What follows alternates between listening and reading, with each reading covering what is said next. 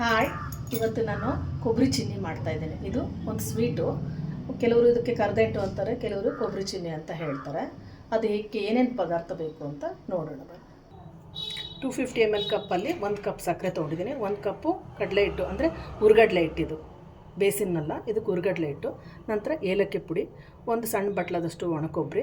ನಂತರ ಹಣ್ಣು ತೊಗೊಂಡಿದ್ದೀನಿ. ಸ್ವಲ್ಪ ದೊಡ್ಡ ಸೈಜ್ ಇದೆ, ಇದು ಒಂದು ಸ್ವಲ್ಪ ಚಿಕ್ಕ ಸೈಜ್ ಇದೆ. ಕರೀಲಿಕ್ಕೆ ಅನುಕೂಲ ಆಗೋಕ್ಕೆ ನಾನು 2 ಬಟ್ಲಲ್ಲಿ ಇಟ್ಟಿದ್ದೀನಿ. ಒಂದು 50 ಗ್ರಾಮ್ ಅಷ್ಟು ತೊಗೊಂಡಿದ್ದೀನಿ. ಇದು ಎಡಿಬಲ್ ಗಮ್ಮು, ಇದು ಒಂದು ದೊಡ್ಡ ಸೈಜು ಒಂದು ಚಿಕ್ಕ ಸೈಜ್ ಇಟ್ಕೊಂಡಿದ್ದೀನಿ.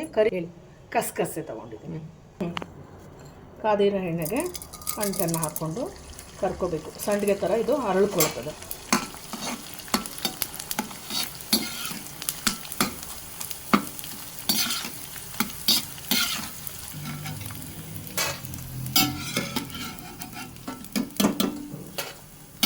ಸ್ಟವ್ ಆನ್ ಮಾಡಿ 1 ಕಪ್ ಅಷ್ಟು ಸಕ್ಕರೆ ಇದೆಯಲ್ಲ ಅದನ್ನು ಹಾಕ್ಕೊಂಡು, ನಂತರ ಪಾನಕ ಮಾಡ್ಕೊಳ್ಲಿಕ್ಕೋಸ್ಕರ ನಾನು ಒಂದು 60 ml ಅಷ್ಟು ವಾಟ್ರ್ ಹಾಕ್ಕೊಂಡಿದ್ದೀನಿ.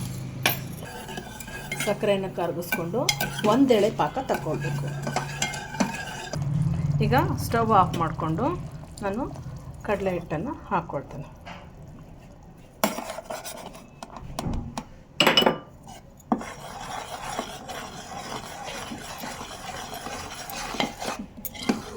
ಸ್ವಲ್ಪ ಕೊಬ್ಬರಿ ಮತ್ತು ಕಸಕಸಿಯನ್ನು ಹಾಕ್ಕೊಳ್ತಾ ಇದ್ದೀನಿ. ನಂತರ ಹಂಟು ಹಾಕ್ಕೊಳ್ತಾ ಇದ್ದೀನಿ.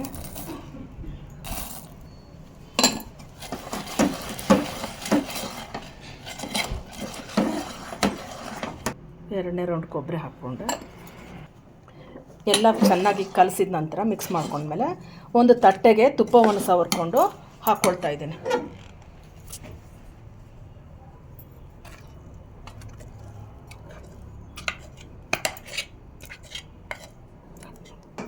ಈ ಥರ ಅದು ಅಗಲ ಆಗಲಿಕ್ಕೋಸ್ಕರ ಒಂದು ಸ್ವಲ್ಪ ತಟ್ಕೊಳ್ಬೇಕು. ಮೇಲ್ಗಡೆ ಕಸಕಸಿ ಮತ್ತು ಕೊಬ್ಬರಿಯನ್ನು ಕುದಿರಿಸ್ಕೊಳ್ಬೇಕು ಅಲಂಕಾರಕ್ಕೋಸ್ಕರ.